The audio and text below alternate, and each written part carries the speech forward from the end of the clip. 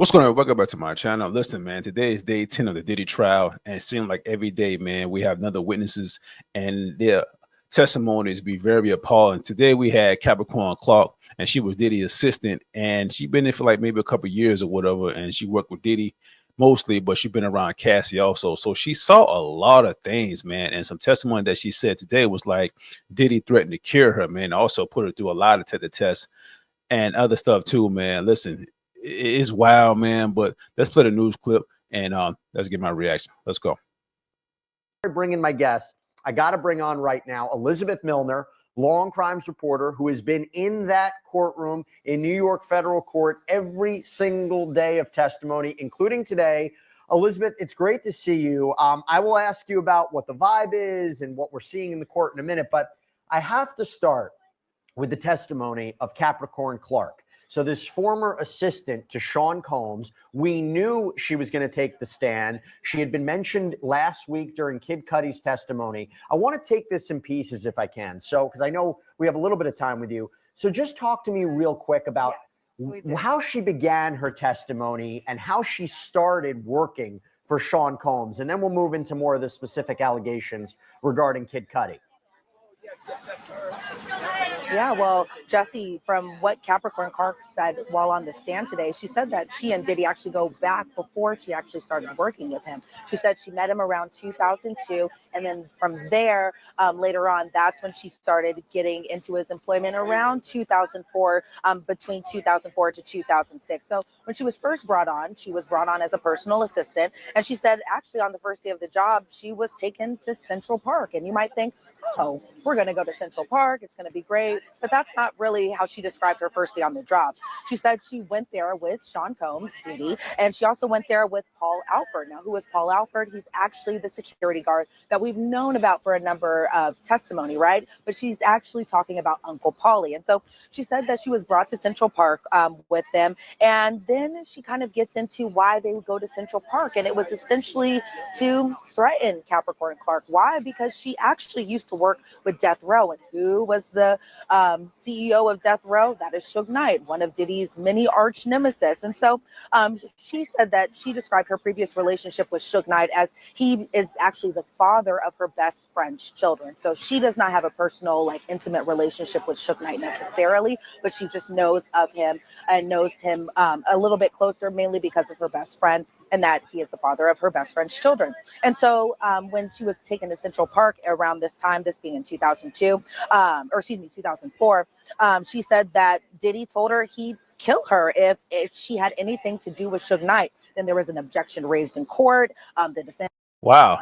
Her first day on the job, Diddy already threatened to kill her. Yo, Diddy is a demon, man. Something wrong with this guy. Like all the testimonies and stuff like that, especially from Cassie. Like, I already know this guy was a piece of shit, man, but like her first day on the job, man, like you already threatened to kill her. You know what I mean? I can understand that. Yes, it's kind of a red flag because she used to work for a guy used to have beef with another record company on Death Row. Like, I can understand that, but like, damn, if you feel that type of way, why you even hired her? You know what I'm saying? And obviously objecting to that statement, but the government continued to ask her about this alleged threat, and she being Capricorn Clark had explained that Diddy was relatively calm while delaying this kind of message to her. She said that during this kind of meetup at Central Park, or during this meeting, that Uncle Paulie said nothing. He was calm as well too. He was a little stoic from her description of it. And she said, as far as the response to the threat goes, she says, well, we'll just have to see. But Capricorn said while she was on the stand that she should have just been more transparent about her relationship with Suge Knight. And that's when we start getting into the exhibit photos of just some of the security guards that we've seen a number of times through these exhibits. So we were shown a photo of D-Rock, who Capricorn Clark explained was a good friend of Biggie Smalls. D-Rock actually came on board after Capricorn Clark. Then we're showing an exhibit photo of Ruben, who's actually D-Rock's little brother. And she explained that that Ruben came after Capricorn Clark, and so did, she said that Ruben came after Capricorn Clark, same as D-Rock. And then as far as Roger Bonds, we already saw an exhibit photo of him, but we saw that again today. And she explained that Roger Barnes started around the time that Capricorn Clark did. So this was around that 2004 timeframe. And then slowly we start to get into the guns. And Capricorn had said that she had observed Diddy with a gun while she was being kidnapped. And obviously we're going to divulge and take that piece by piece in just a little bit. But the government asked her, that Diddy has discussed having a gun before, because there was this whole, I guess, press thing and interview that Diddy had done with 50 Cent. And we all know Diddy's relationship with 50 Cent is not the best. And so I guess Puff, or who she refers to as Puff, said that Chris Lighty, who was Diddy's manager around that time, said that Diddy said, "I don't like the back and forth. I like guns." And Puff, or Diddy, or Sean Combs, as we're calling him, was actually talking about 50 Cent during that exchange. So that was automatically the start of the testimony, Right. already going off with a little bit of fireworks. I think I remember that time that Diddy and 50 Cent had a little beef going on. I think I remember that because it was on BT, I think after the BT Awards.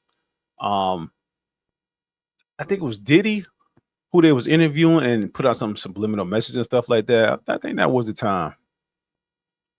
After kind of going into how she came to work with Diddy. Yeah, look, when you're dealing with a racketeering case, we've said it before, we'll say it again, having the assistants, the bodyguard, the security, the people that were in that inner circle is imperative, because you're trying to understand the inner workings of this criminal enterprise or this organization. But also, Diddy is ultimately charged in a racketeering conspiracy case alone. There's no other defendants. So you wonder, who did he allegedly do all of these things with? Who did he engage in this pattern of criminal activity with? But the reason she is also important is because I believe she is being used to help prove some of the underlying crimes for racketeering. When you're talking about racketeering conspiracy, the prosecution needs to prove at least 2 underlying crimes. So there's sex trafficking, there's arson, there's kidnapping, there's bribery. But more specifically, what did she say regarding kidnapping? And what did she say, I believe, that may help support the forced labor allegation? Again, really, really important for racketeering. What did Capricorn Clark have to say today? Yeah, she said a lot, Jesse. Sometimes I just have to go through my notes to see just where everything is that she had been talking about. But as far as just the kidnapping goes, and I just want to apologize, everyone. I know my voice is a little hoarse, so if it scratches off a little bit here and there, I apologize for that. But so as far as the kidnapping allegation goes, that stems from 2011. And what do we know that happens in 2011, specifically around December of that time frame? That is when we start to kind of get into the Kid Cudi and Cassie relationship. Obviously, a very huge talking point throughout a lot of this testimony, especially last week, kind of trickling into this week. And so around this 2011 time frame, Capricorn Clark is no longer Diddy's personal assistant. Now she's a global brand director. So she's around 28 years old around this time. But she said around this time frame, she was also working as Cassie's creative director and manager too. So kind of pulling those double roles. And she said as far as that role of being a creative director, it was kind of about maximizing the optics for Cassie. And so as far as just everything with the Kid Cudi incident, Capricorn Clark explained that Cassie was seeing Kid Cudi in December of 2011. We already know this, but Cassie had asked around this time frame whether or not Kid Cudi could come on a hike with Capricorn and Cassie. And Capricorn actually said that this was going to be a bad idea because Capricorn was concerned whether or not Diddy would find out about this. And so Capricorn was explaining that Diddy had bought her phone. And so he was worried, or she was worried about Diddy seeing these text messages come through from Cassie, kind of explaining that she wanted to bring Kid Cudi on this hike that they were doing together. And so Capricorn actually explained on the stand today that she was the one who brought Cassie in to buy that burner phone. So that way it wouldn't be traced back to Cassie. That way they could talk without Diddy finding out. So that was kind of a big revelation that we learned today because Capricorn had explained that she got Cassie this burner phone, or she went with her to Best Buy to buy this burner phone because she was afraid that they would all get killed. There is an objection made by the defense, obviously, because everyone's just like, oh my God, this is now another time where Diddy allegedly threatened to kill either Capricorn Clark or Cassie or somebody in just that fashion.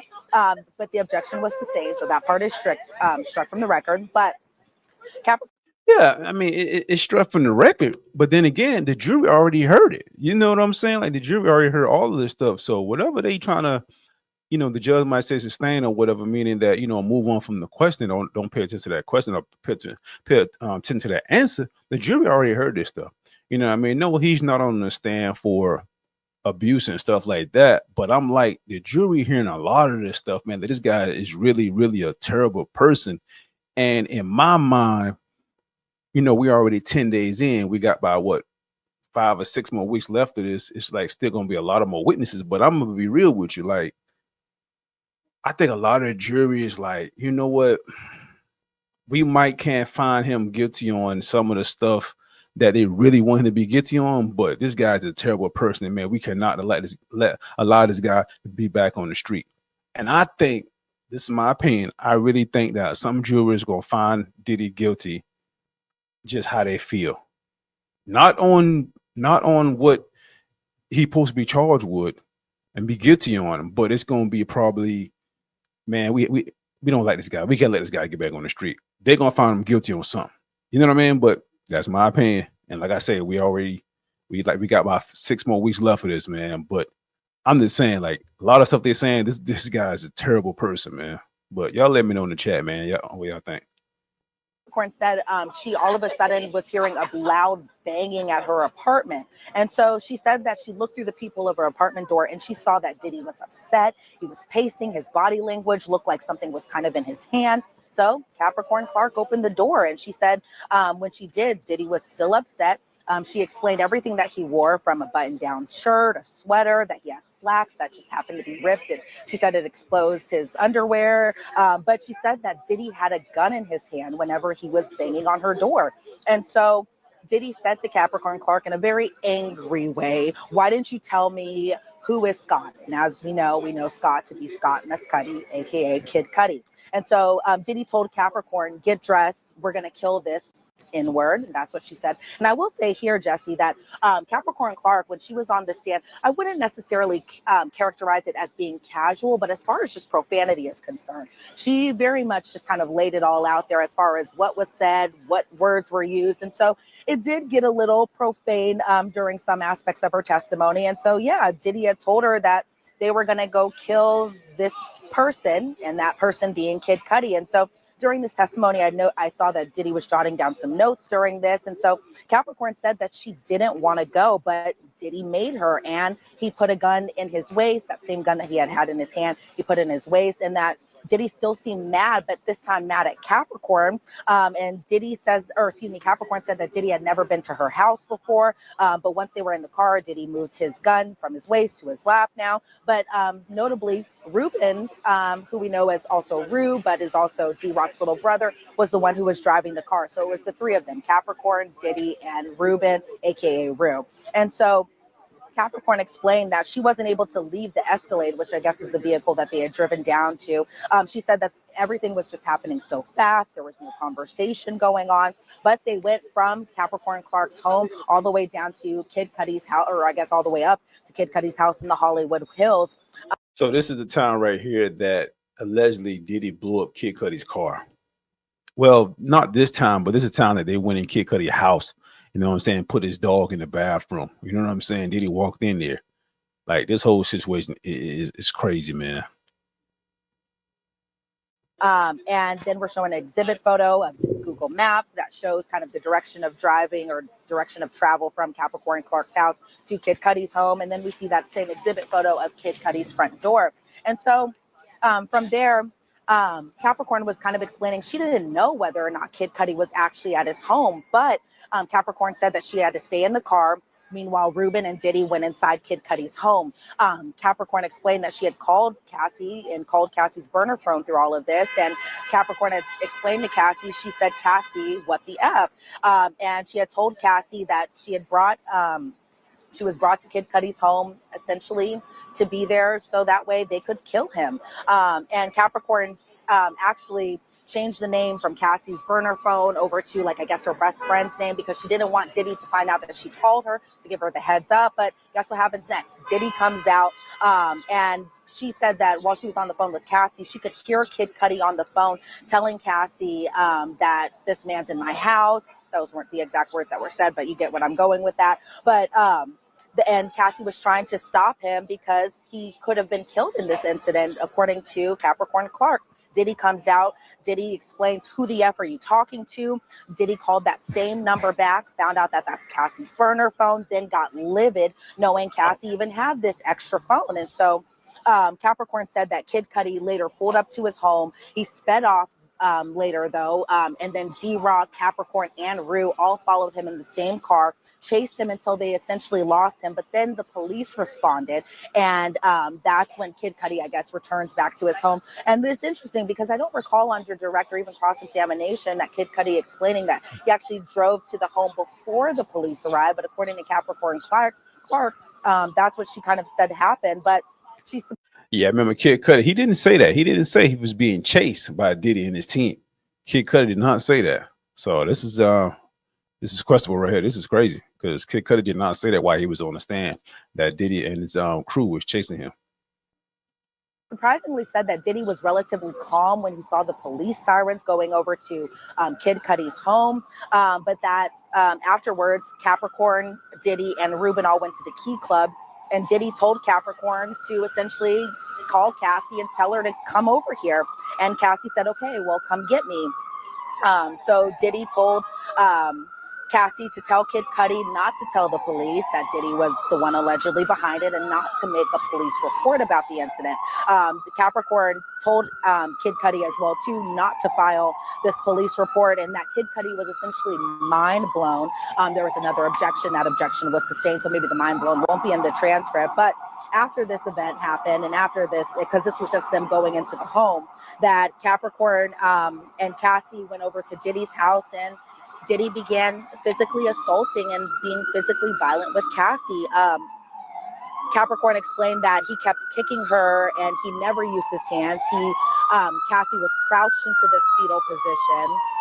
Elizabeth, let me jump in because it's so loud right now. I know we got the sirens going on. This is the beauty of a live shot right outside the federal courthouse.